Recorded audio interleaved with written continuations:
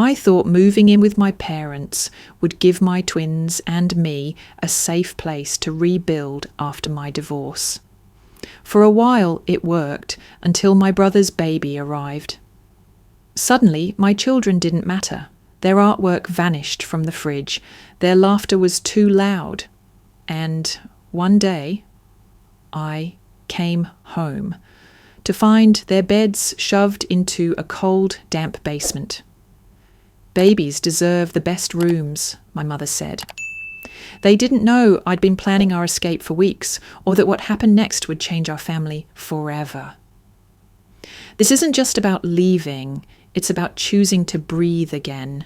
When the divorce papers were signed, I told myself the hardest part was over. I didn't yet understand that over was just a word, and reality had a way of stretching pain far beyond its deadlines. At 38, with 2 10-year-old children and a job that demanded every ounce of my focus, I had nowhere to go but back to my parents' house. Ellen and Richard Quinn lived in the same colonial-style home where I'd grown up. It felt strange walking my kids up the same brick steps I'd climbed as a child, the air carrying the same faint scent of lilacs from the hedge by the front porch. They smiled as they welcomed us in, and for a moment I believed this could be the safe harbour I needed. Caleb clutched his sketch pad, the one he took everywhere, while Maya balanced her clarinet case against her hip. "You'll each have a place to set these down," I told them, as if the promise itself could make it true. My parents had cleared out the old guest room for me and converted their bright home office into a shared bedroom for the twins. Sunlight spilled through the wide window in the afternoons, making the space feel bigger than it was. The kids set up their little corners, Caleb with his pencils and erasers lined in perfect rows. Maya propping her music stand by the window so she could see the maple tree while she practiced. For a while, we fell into a rhythm that almost felt like healing. I worked long shifts at the paediatric ward, but my parents helped with school drop-offs and pick-ups. Dinners were often eaten together around the oak table I'd known since childhood. There was laughter, sometimes even mine, and nights when the sound of Maya's clarinet drifted down the hallway like a soft promise. Caleb's drawings began to cover the corkboard above his bed. Suns with wide smiles, houses with big windows. He always coloured the sky a bright, impossible blue. Still, I couldn't shake certain memories. Growing up, my younger brother Brandon had always been the favoured one. My achievements were expected, his were exceptional. I had learned to take pride in my quiet consistency, to keep my head down and meet expectations without demanding attention. Moving back in brought those old patterns closer than I liked, but I told myself things were different now. I was an adult, and this arrangement was temporary, just until I saved enough for our own place. The kids seemed to bloom in those early weeks. Caleb, usually quiet at school, told me about a new friend in art club. Maya had joined the elementary band, practicing until her cheeks flushed, determined to master the tricky passage in her latest piece. There was light in their eyes, the kind that comes from feeling safe. And for me, there was a relief in knowing they could breathe, really breathe, without the constant tension I'd carried through the divorce. We hung a small savings chart in the bathroom, marking progress toward a goal they could see. Every extra shift I picked up, every dollar we added, brought us closer to our house, the way we'd started calling it. I didn't want them to think of this as permanent.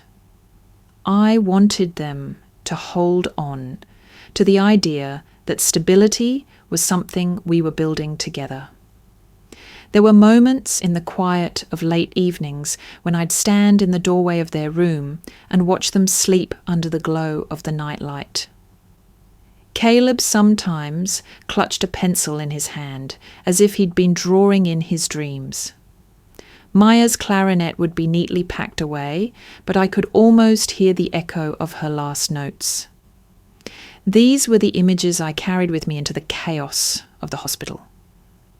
The reminder of why I worked so hard. If there were small cracks in this harbour, I didn't see them clearly then. Or maybe I chose not to.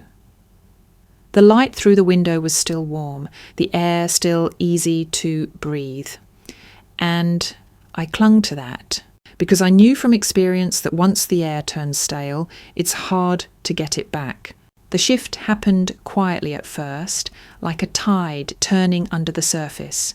Brandon and Avery announced they were expecting their first child, and my parents reacted as if they'd been waiting their whole lives for that news. Ellen's eyes shone in a way I hadn't seen in years. Richard started talking about baby-proofing before Avery's first trimester was even over. I congratulated them sincerely. I knew a new baby could be a joy. But a part of me braced for something I couldn't quite name. When Noah was born, the house became a different place. The dining room, where we'd eaten family dinners for decades, was stripped of its table and chairs. In their place appeared a white crib with carved spindles, a matching dresser and a rocking chair that looked like it had been plucked from a designer showroom.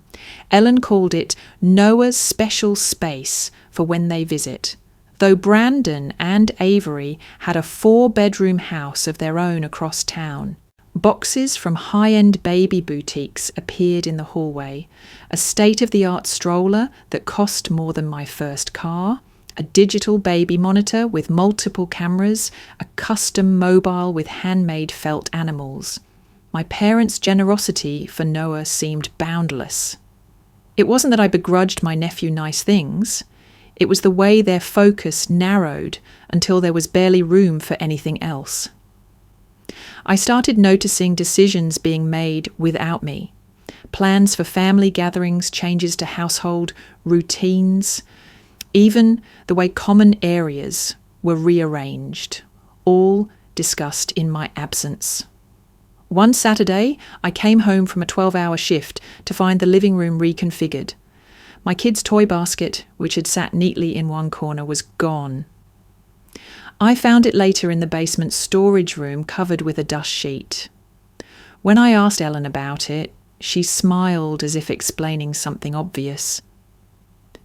Noah's here more often now, and his naps are so light. We didn't want the noise from those toys waking him. I looked at the basket. Blocks, a set of paints, a stuffed fox Caleb had had since he was 4, and felt a heaviness settle in my chest. The twins know how to play quietly, I said, careful to keep my voice neutral. It's just easier this way, she replied, already turning back to the kitchen. It was such a small thing in the grand scheme of everything we'd been through. But it lodged in me like a splinter. The toys weren't just objects. They were a part of my children's daily life. Their little sanctuary in a shared space. Taking them away sent a message, intentional or not. Your presence here is conditional, and you can be moved aside when something or someone more important comes along. That night, Caleb sat cross-legged on his bed, sketch pad balanced on his knees. I can't find my paints, he said without looking up. I told him they were in the basement and offered to get them, but he just shrugged. It's fine. I'll just draw with pencil. His voice was flat. The spark from earlier weeks dulled. Maya didn't say anything outright, but she practiced her clarinet in their bedroom now, door closed, instead of by the window where she used to play for the whole house. I watched them both shrink in small ways, and I told myself I was imagining it. We were still in the bright room upstairs. They still had their corners. The air was still easy to breathe. But as I lay awake that night, I couldn't stop thinking about that basket of toys in the dark basement, covered like something that no longer belonged. It was the first time since we'd moved in that I felt the ground beneath us shift, just a fraction. Enough to make me wonder if this harbour wasn't as safe as I wanted to believe. By December, the difference was no longer subtle. Christmas morning laid it bare in a way that left no room for excuses. Caleb and Maya unwrapped sweaters, a few books, and a board game they'd been hinting at for weeks. They smiled politely, said their thank yous, and set their gifts neatly aside. Across the room, Noah's corner looked like the showroom of a toy store, an elaborate train set, a battery-powered ride-on car, a tower of wrapped boxes still waiting to be opened. Ellen and Richard hovered over him, laughing as he tore through the paper, barely glancing at what he revealed before moving on to the next. "It's his first Christmas," Ellen said when she caught me watching. "You only get one first, you know." I bit my tongue. Caleb and Maya had firsts too, but I didn't remember anyone buying them an entire fleet of toys. The comments about appearances began cropping up more often, always framed as harmless observations. "Noah has Brandon's eyes," Richard would say, beaming. "That's where the charm comes from." Or, "Caleb and Maya look so much like their father." The implication hung in the air that their best features belonged to someone outside this family. One Saturday afternoon, Caleb came home from school clutching a large piece of poster board. "I got into the district art showcase," he told Ellen, holding out his painting of a sunlit street. She didn't even glance at it. "That's nice, dear. But can you keep it off the table? I'm setting up for Noah's snack." The way Caleb's shoulders fell hit me like a weight. He carried the painting upstairs without another word. Maya fared no better. She was practicing jump rope in the backyard one mild winter day, when Ellen slid the back door open and called out, "Too noisy! Noah's napping!" Maya froze mid-skip. "But he's in the living room," she said. Ellen frowned. "Still, it's distracting for Avery while she's feeding him." The rope dropped to the ground, and Maya went inside without looking at me. It wasn't just the incidents themselves, it was the accumulation. Each slight seemed to chip away at them, invisible but lasting. I could see it in the way Caleb started lingering in his room longer after school. Sketchpad balanced on his knees, but pencil unmoving. Maya's clarinet practice grew shorter, the door always shut. I told myself it was temporary. We had a plan.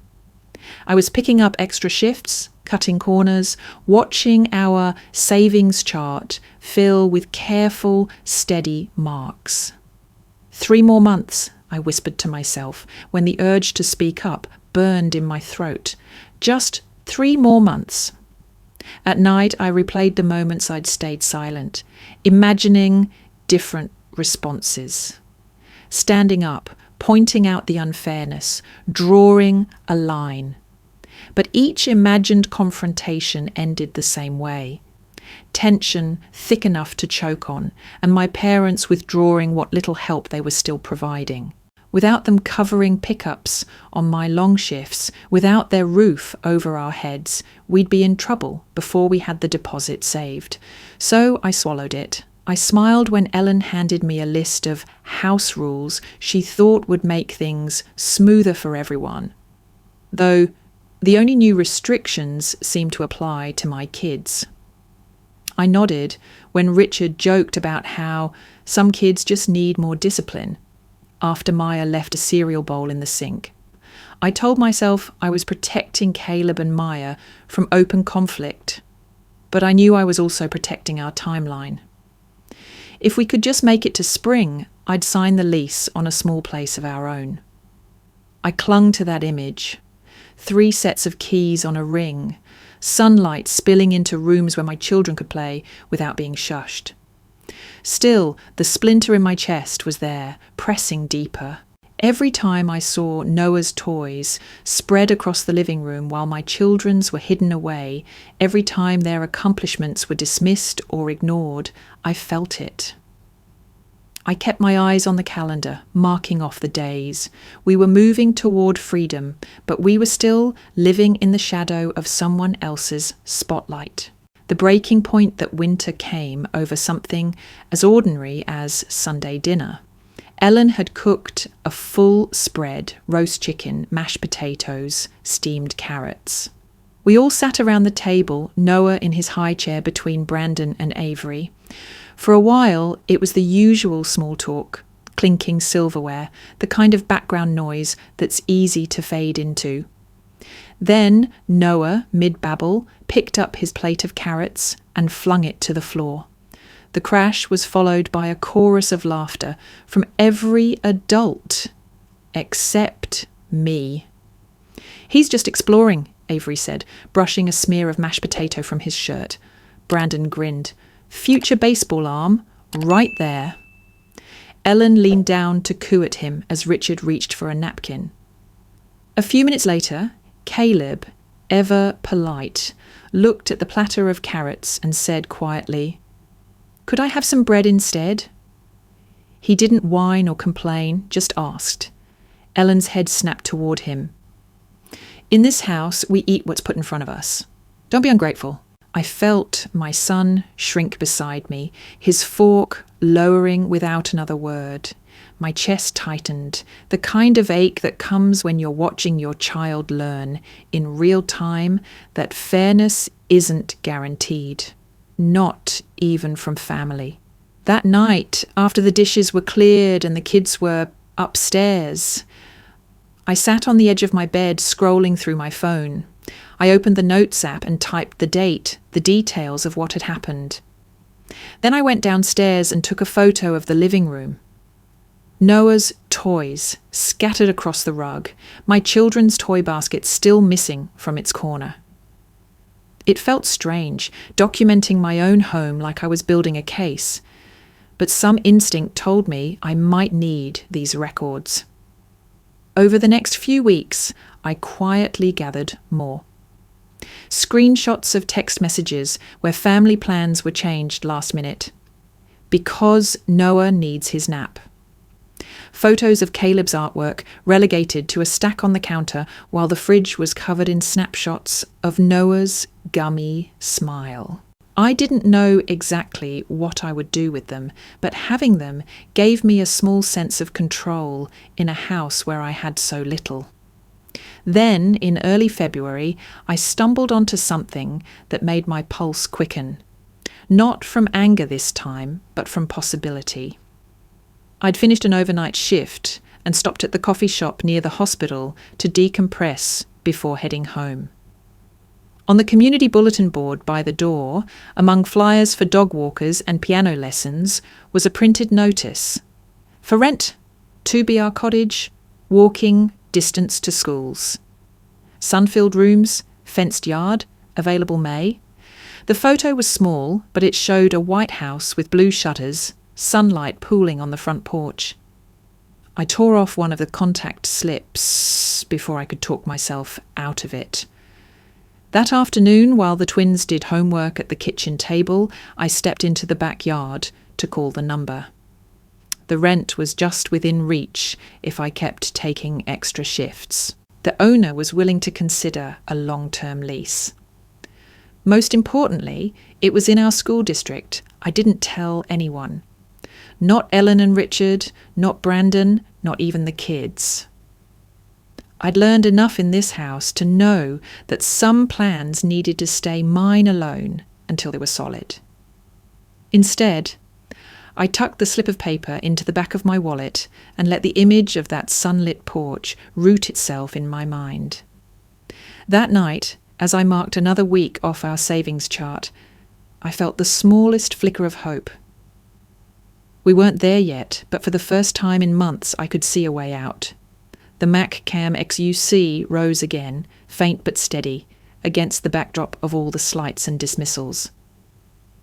We still had to survive here, but the tide, finally, was beginning to turn.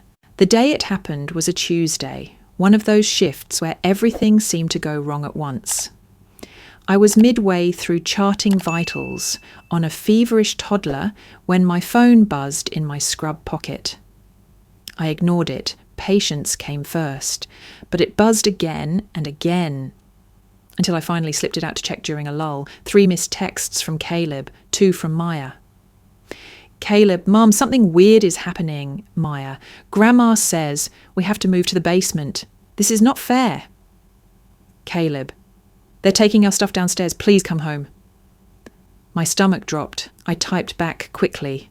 I'll be home as soon as I can. Stay calm. I love you both. Then went straight to my supervisor. Family emergency, I told her, voice tight. She took one look at my face and waved me off, arranging coverage for the rest of my shift. The drive home felt longer than any commute I'd ever made. My mind ran through every corner of that basement. The damp concrete floor, the patch of mould in the far corner, the single small window that didn't open properly. It had been storage for as long as I could remember. Boxes of Christmas decorations, old furniture, a place you visited briefly before heading back upstairs to breathe air that didn't smell like mildew. When I walked through the front door, Caleb and Maya were on the couch, eyes red-rimmed. Ellen and Avery were in the kitchen chatting over mugs of tea. Brandon was nowhere in sight, and Richard was coming in from the garage, dust on his hands. "What's going on?" I asked, going straight to the twins. Maya clung to my arm. "They moved our beds. All our stuff is down there now." I turned to my parents. "Is this true?" Richard shrugged like it was nothing. "Brandon and Avery need more space for Noah. We thought it made sense to give them your room. The basement's fine for the kids. They're older. They can adapt." "Adapt to what?" I asked, my voice sharper than I intended. "It's damp, it has mould, and it's not a legal bedroom. Caleb has asthma, for God's sake." Ellen sighed, setting her mug down. "Don't be so dramatic. We put their beds down there, vacuumed, even laid down a carpet. It's only fair. Noah's here all day. Your kids are at school most of the time. He should have the better room." Her words landed like a slap. Better room. Not another room, not the room that works best right now. The better room. And, by extension, the better child.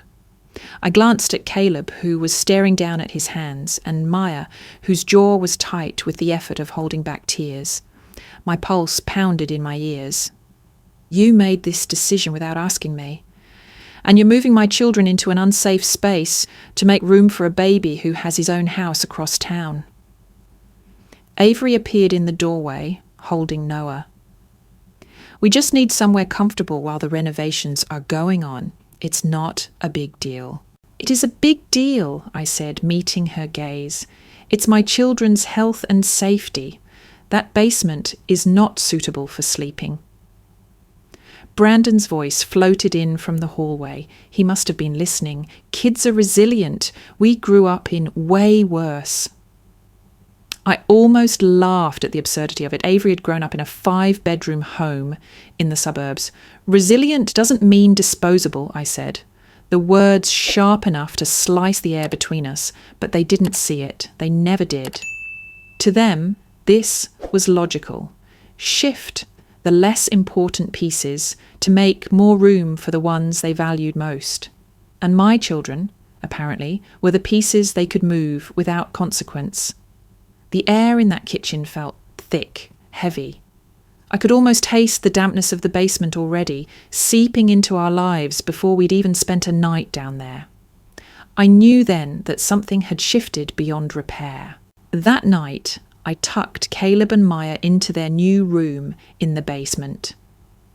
The air felt heavier down there, and even with the small space heater my parents had plugged in, the chill seemed to seep up from the concrete floor. I opened the one tiny window to let in fresh air, but it barely moved on its rusted hinges. "Try to get some rest," I told them, forcing a smile. Maya curled up with her blanket, glaring at the shadowed corner where the mould patch darkened the wall. Caleb just nodded, clutching his inhaler. I hated leaving them there, but the alternative was dragging them back upstairs and reigniting the fight. It was just after midnight when I heard the first wheeze. I'd been lying in bed upstairs, staring at the ceiling, when it cut through the quiet. Sharp, laboured, unmistakable. I was down the basement steps in seconds. Caleb sat upright in bed, eyes wide, shoulders heaving as he fought for air. "Inhaler," I said, already reaching for it on the nightstand.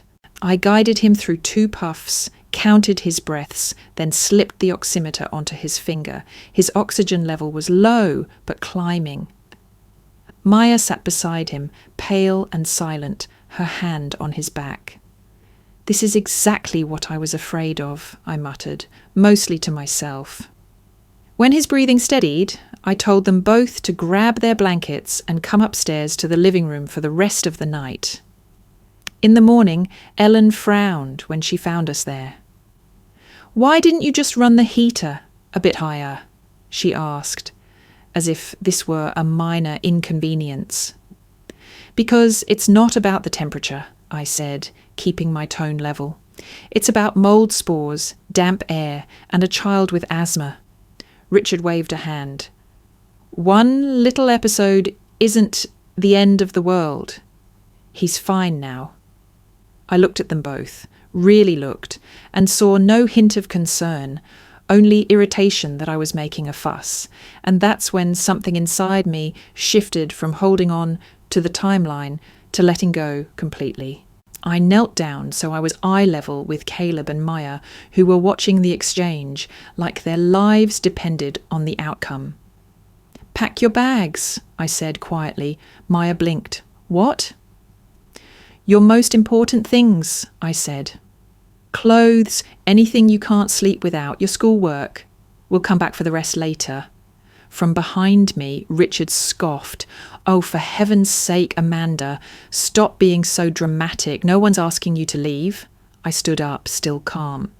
"You just made it clear where my children stand in this family. We deserve better than this." Avery stepped in, Noah on her hip. "It's just a bedroom change. You're overreacting." I turned to her. "Would you call it that if someone moved your baby into a damp, mouldy basement without asking you first?" She didn't answer. Brandon appeared in the doorway, arms crossed. "Where do you think you're going to go? You can't afford to move out right now." "That's where you're wrong," I said.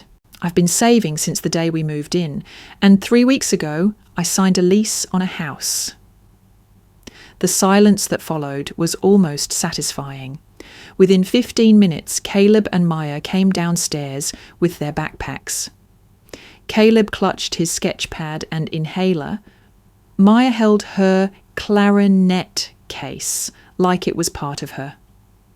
I took one last look at the living room, the toys that weren't theirs scattered across the floor, and opened the front door. As we stepped out into the night air, the cold hit my face like a wake-up call. I could feel their eyes on us from the porch, but I didn't look back. The MacCam XUC was at its peak, adrenaline, fear, and a fierce clarity. This was the first real step toward freedom, and I wasn't going to hesitate. Nancy opened the door before I'd even knocked twice, her hair pulled back and a quilt draped over one arm. "Come in, all of you," she said, her voice warm and steady, like she'd been expecting us. She led us to her spare room, where an air mattress sat beside a neatly made queen bed. "I figured the kids could take the air mattress together," she added, setting the quilt down. The change in atmosphere was instant. No toys to tiptoe around that didn't belong to them. No eyes watching for missteps. Caleb sank onto the mattress and flipped open his sketch pad without a word. Maya stood in the middle of the room, breathing in deep like she'd just surfaced from underwater. Nancy had even stocked the kitchen with their favourite cereal and a pint of mint chocolate chip ice cream. "We'll have some after you've settled in," she said with a wink. It was such a small thing, but it made my throat tighten. Later that night, after the kids were asleep, Caleb curled toward the wall, Maya sprawled on her stomach, clutching her clarinet case. I sat at the little desk in Nancy's den with a blank sheet of paper. The urge to call my parents was strong, but I knew that whatever I said in the heat of this moment would only fuel more accusations that I was overreacting. So I wrote instead. The letter was short, deliberate. I thanked them for the roof they'd provided these past 2 years. I acknowledged the help they'd given during my divorce, but I also made it clear moving my children into a damp, unsafe basement without my consent had crossed a line. I explained that we would not be returning to live under their roof, though I was open to rebuilding a relationship under conditions of mutual respect. I didn't ask for their approval. I didn't apologise for protecting my kids. When I finished, I folded the letter, sealed it in an envelope, and left it in my bag to deliver the next day. My hands shook, not from fear, but from the release of finally saying what needed to be said. I slipped back into the guest room, careful not to wake the kids. In the dim light, I could see the rise and fall of their chests, hear the slow, even rhythm of their breathing. It struck me how different it sounded here. No congestion in Caleb's inhale, no tension in Maya's shoulders. Just rest. Sometime after midnight, I woke to the sound of a whisper. Maya was sitting up, hair mussed from sleep. "Mom," she murmured. I sat up. "What is it, honey?" She hesitated, then said, "I can breathe here." It was such a simple sentence, but it hit me with the force of everything we'd left behind. The shushing, the cold air, the damp basement walls. Here, she didn't have to measure her voice or her footsteps. Here, Caleb could draw without worrying about where to put his paints. I reached over and smoothed her hair back. "That's how it's supposed to be," I said. "And that's how it's going to stay." When she lay back down, I stayed awake a while longer, memorizing the quiet. It wasn't our home, not yet, but it was the first place in a long time where my children could exist without feeling like they were in the way. For now, that was enough. The next morning, I dropped Caleb and Maya at school and drove straight to my parents' house. I'd decided it was better to collect as much of our stuff as possible while the house was quiet before emotions could spiral out of control. The driveway was empty except for my mother's car. She opened the door with a tight smile.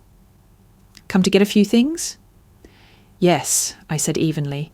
"The kids will need their clothes, school supplies, and some personal items." Her lips thinned, but she stepped aside.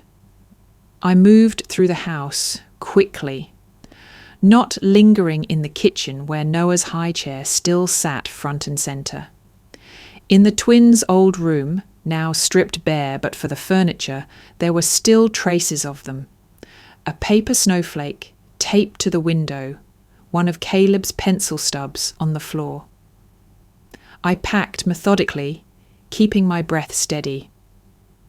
Halfway through loading the car, Susan, my father's sister, arrived. She'd always been a quiet supporter, never openly challenging my parents, but never joining in their favouritism either. Today, she looked uneasy. "Can we talk for a second?" she asked, glancing toward the house. We stepped into the front yard. The air was cold enough to sting my cheeks. I heard Brandon talking to Richard last night, she said in a low voice. They're planning to stay here until after the holidays, maybe longer. I blinked. After the holidays, his renovation was supposed to be done in a month. Susan shook her head. He said, there's no rush. Amanda and the kids are fine in the basement. She hesitated. You know what that means, right? They never planned for you to move back upstairs. Her words landed like a stone in my gut, confirming what I'd already suspected. The basement wasn't temporary. It was where they'd intended to keep my children until we left, no matter how long that took. I managed a thin smile. Thank you for telling me. Are you going to fight it? She asked gently. No, I said, tightening the strap on one of the duffel bags. I'm going to make sure we never have to live here again.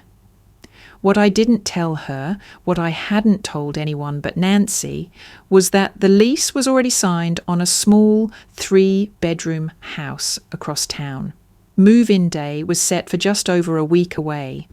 The utilities were in my name. The first month's rent and deposit paid from months of careful saving and extra shifts. It was more than just an escape plan. It was a new start, already waiting for us. I went back inside, keeping my movements calm and deliberate. My mother lingered in the hallway, watching as I carried the twins' belongings out to the car. You know you're overreacting, she said finally. No one's trying to push you out. I met her eyes. You moved my children into a basement so your grandson could have their room. That's not nothing, Mom, and it's not something I'm willing to live with. She looked away, muttering something about family sacrifices. I didn't engage. When the last bag was in the car, I took one last walk through the house. Not because I felt sentimental, but to make sure I hadn't left anything essential behind. In the corner of the living room, under a pile of Noah's toys, I spotted one of Maya's sheet music folders.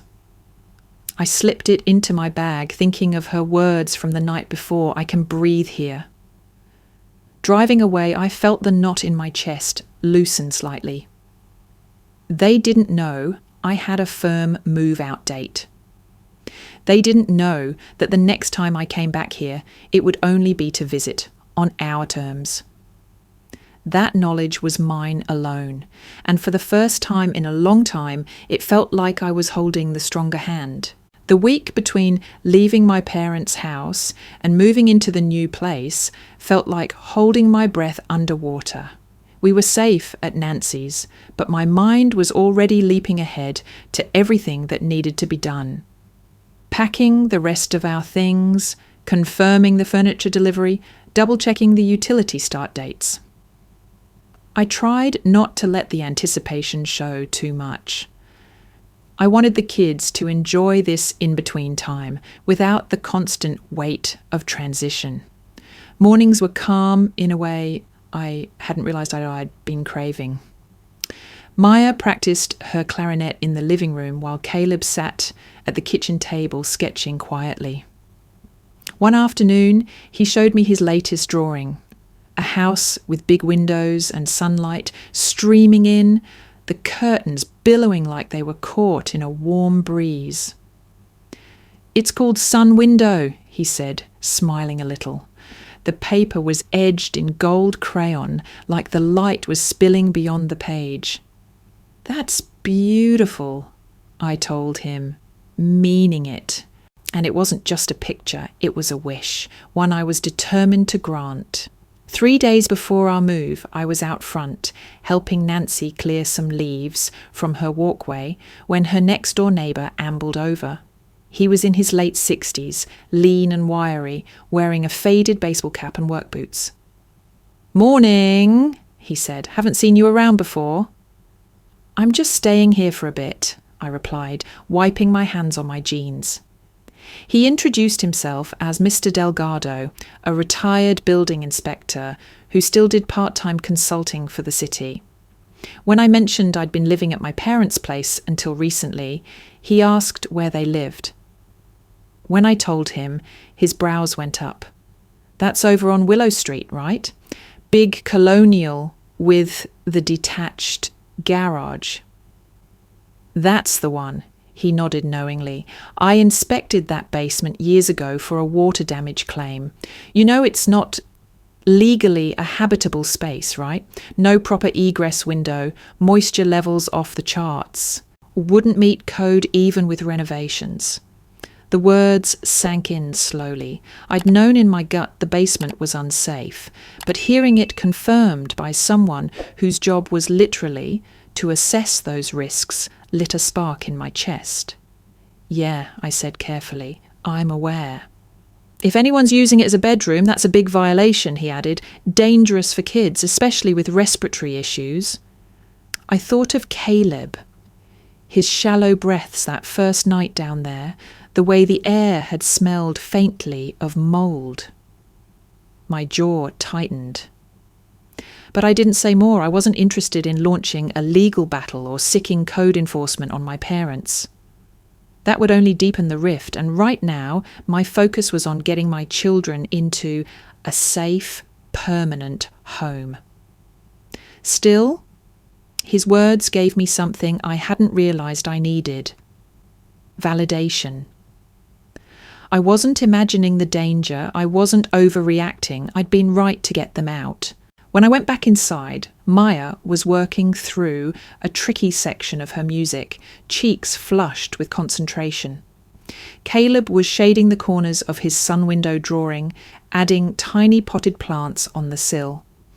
I stood there for a moment, watching them in the soft afternoon light, and felt the smallest release of tension in my chest. We were so close now, just a few more days, and that sunlight on Caleb's page would be real. Move-in day dawned bright, the kind of early spring morning where the air is still cool, but the sunlight feels like a promise.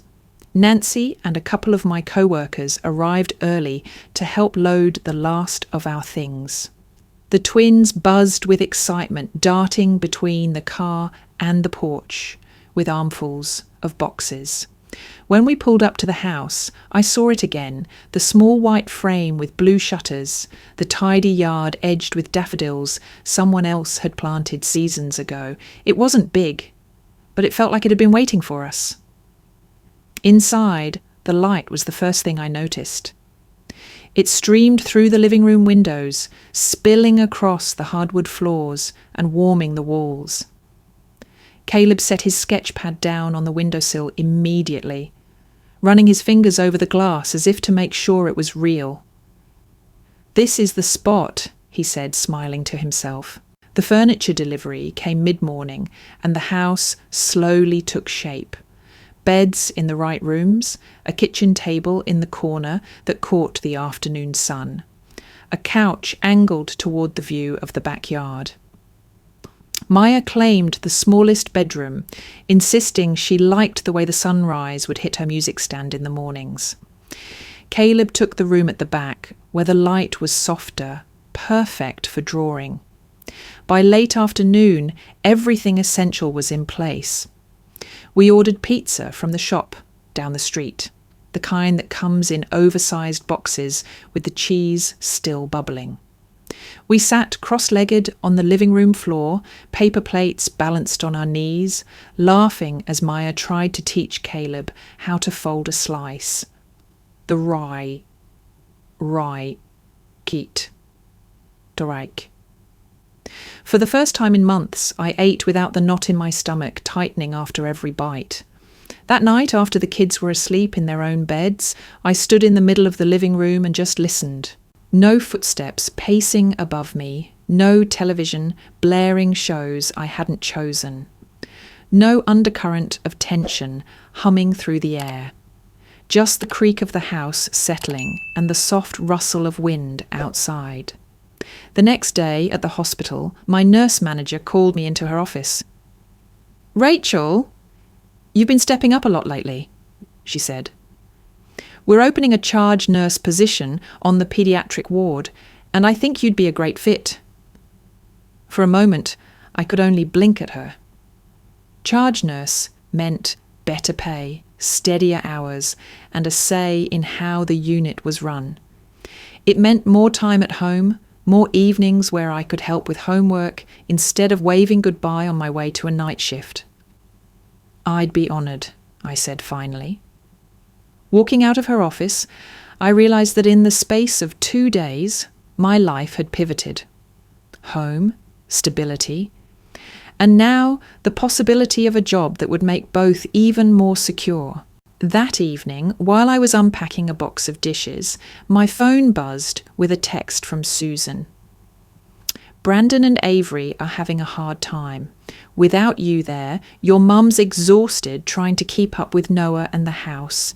They didn't realise how much you were doing.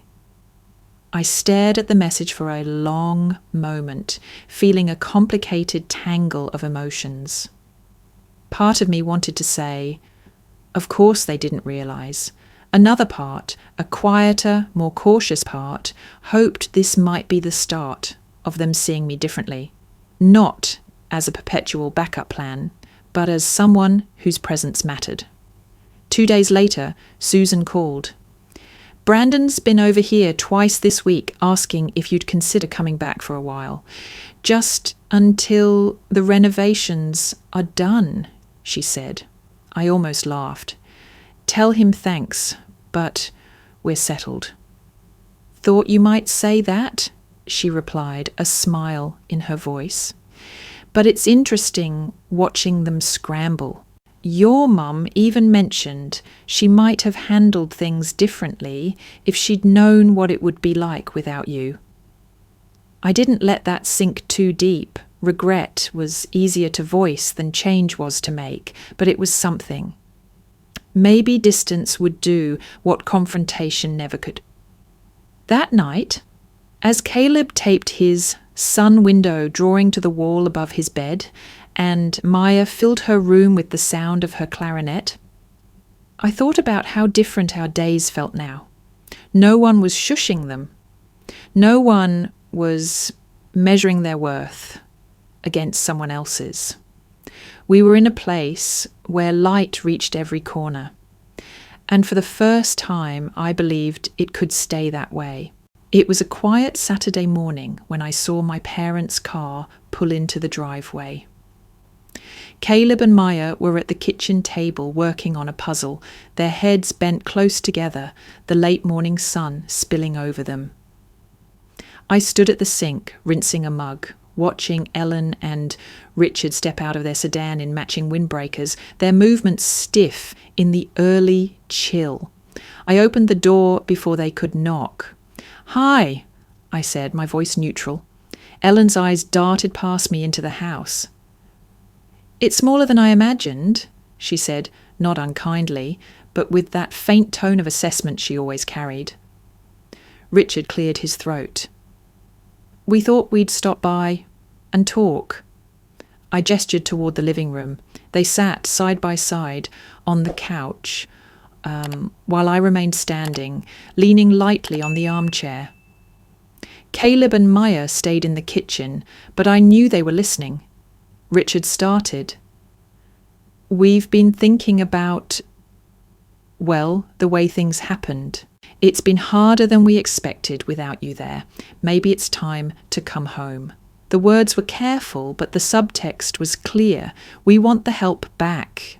I took a slow breath. If by home you mean your house, that's not going to happen unless certain conditions are met.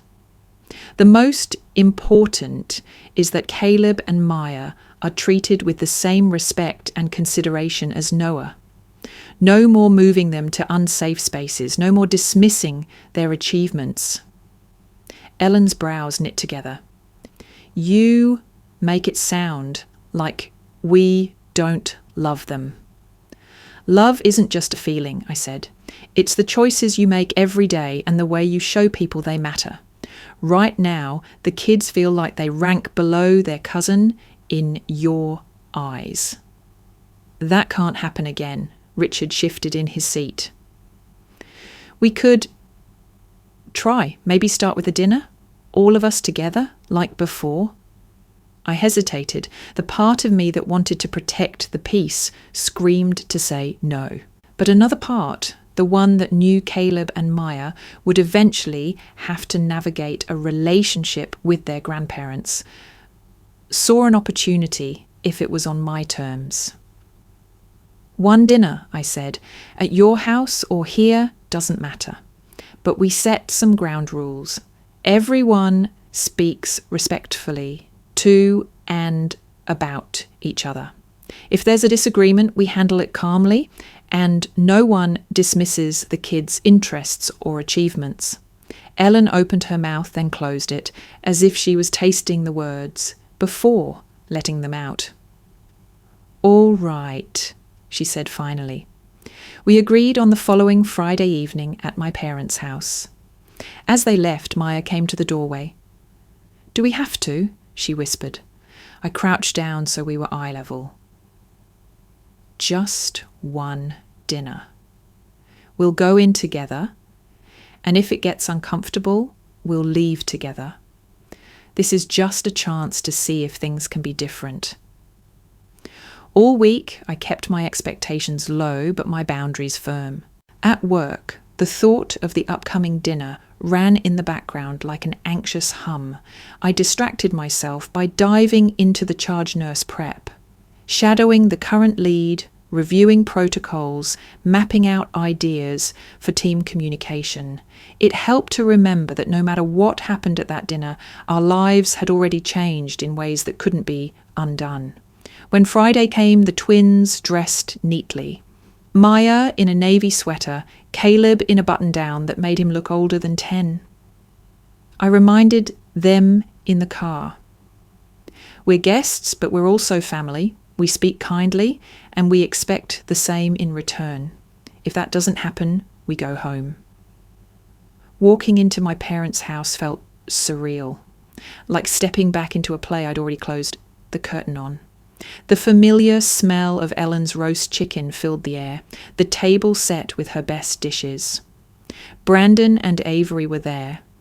Noah perched on Brandon's hip, chattering in toddler speak. For the first few minutes, everything was fine, polite even.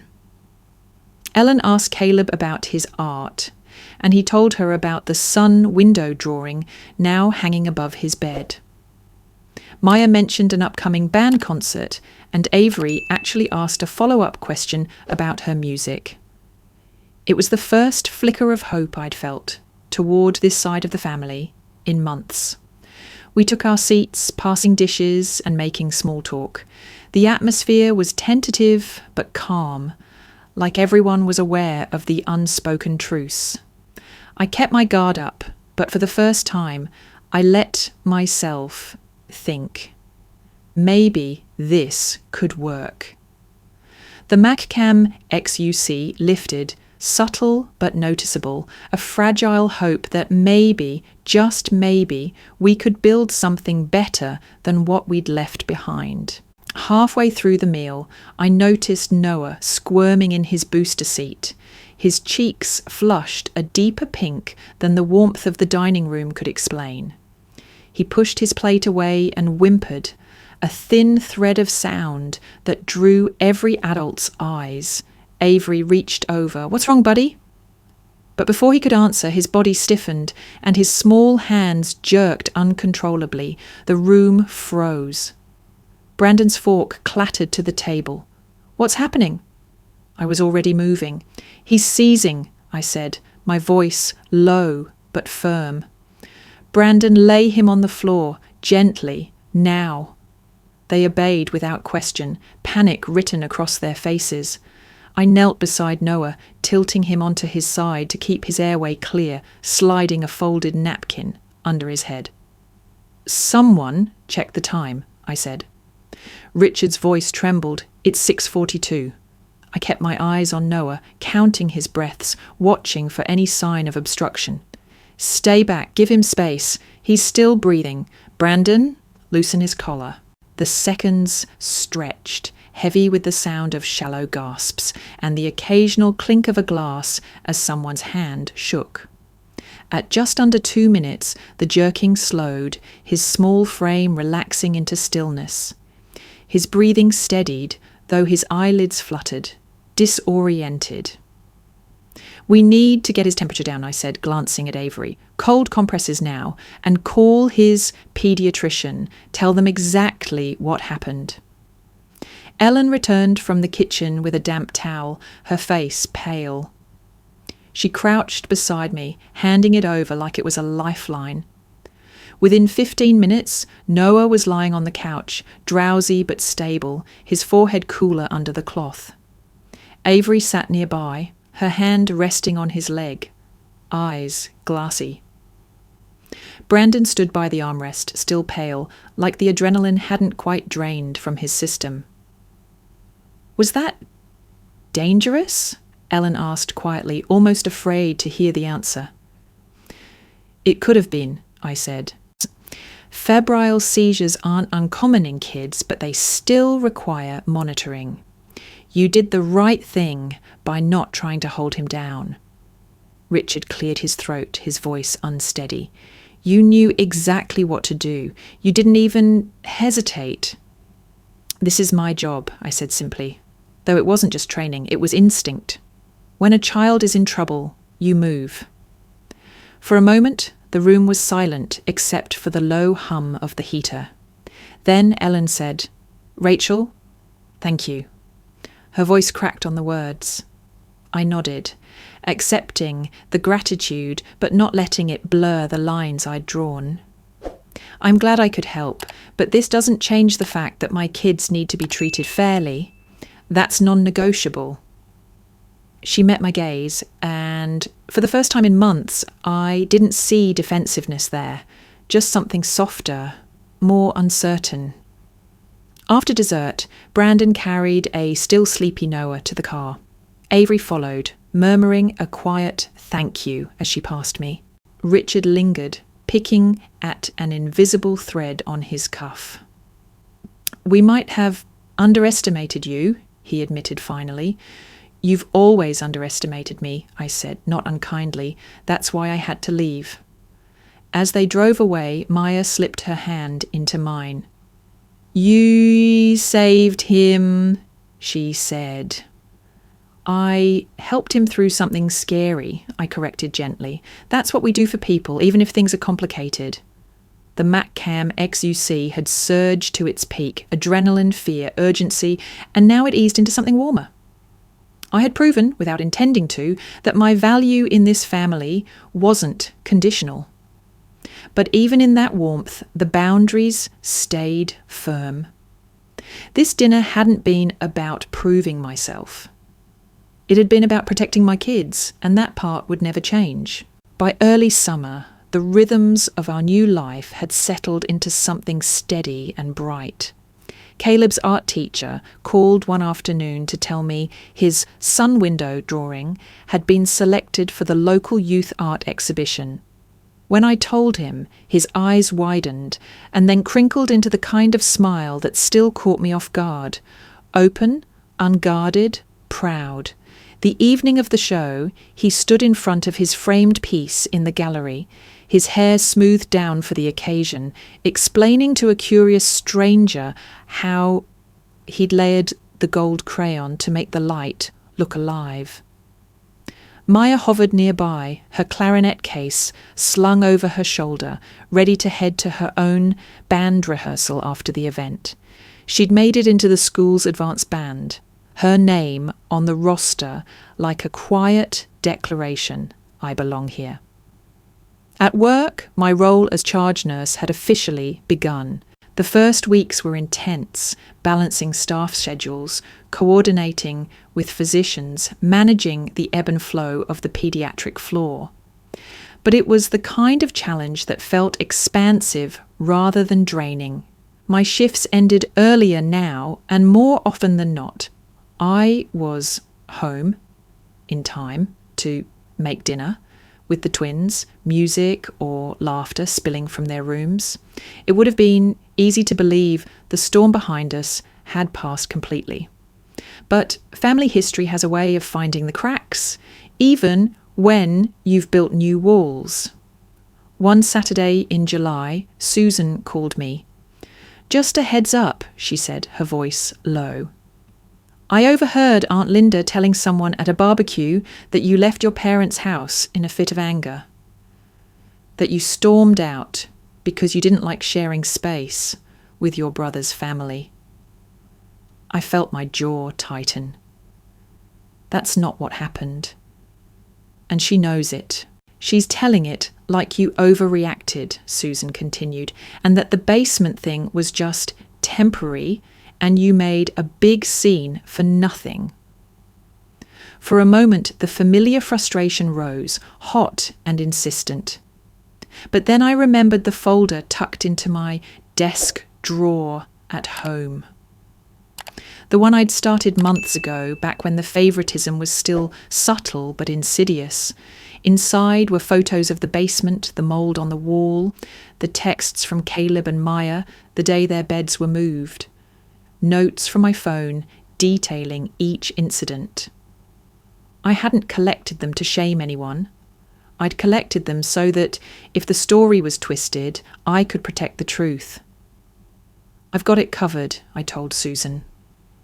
That evening I sat at the kitchen table while the kids worked on a puzzle in the living room. I opened the folder and sifted through its contents.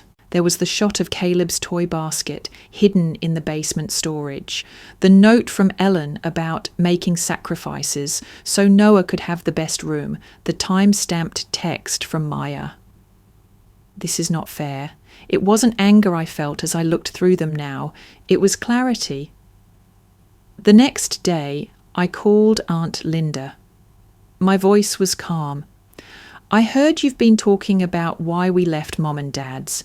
I'd appreciate it if you stopped telling it like it was a tantrum. If you need the details, I can send you documentation." There was a pause on the line. "Documentation?" she echoed. "Yes," I said. "Photos, texts, notes, all dated. I'm not interested in a fight, but I won't let the truth be rewritten." She mumbled something about just repeating what she'd heard and ended the call quickly. I didn't expect an apology, but I knew the rumour would wither now that she understood there was evidence. When I hung up, I felt a steady kind of satisfaction, not triumph, just the assurance that our story wouldn't be erased. That night, as we sat down to dinner, Caleb asked if I'd come to his next art club meeting to help him plan for the fall show. Maya chimed in, asking if I could record her solo for a competition submission. I said yes to both, without checking my work schedule first, because I could now. Later, as I washed dishes, I thought about the life we'd built here. The boundaries I'd set weren't just about keeping harmful behaviour out. They were about making space for this. Light, music, the easy rhythm of belonging. And as long as I kept holding those lines, we'd keep choosing this light over and over again. It was late August when my parents came by unannounced. The air outside still held the weight of summer, but inside our house was cool, the curtains drawn just enough to let in soft afternoon light. Caleb was at the kitchen table working on a new sketch, and Maya was in her room, the faint notes of her clarinet drifting down the hall. Ellen stood on the porch for a moment before knocking. Richard hovered behind her, hands in his pockets. I opened the door and let them in, wary but willing to listen. We sat in the living room, me in the armchair, them on the couch where the late sun streaked across the cushions. Ellen spoke first. "We've been thinking a lot about what happened last year." She glanced at Richard before continuing. "I didn't realise how much we were hurting the kids. I thought I was just helping your brother. But I see now that it came at their expense. It wasn't a full apology, but it was the closest she'd come, and I recognised the effort it must have taken for her to say it." Richard cleared his throat. "I may have been too quick to dismiss your concerns. I thought you were just being sensitive, but you were protecting them. And you were right about the basement. It wasn't safe." He looked at me, holding my gaze longer than usual. "I'm proud of you, Rachel. You've built something here, on your own." The words caught me off guard. I'd spent years wishing for that kind of acknowledgement, and had stopped expecting it long before I moved out.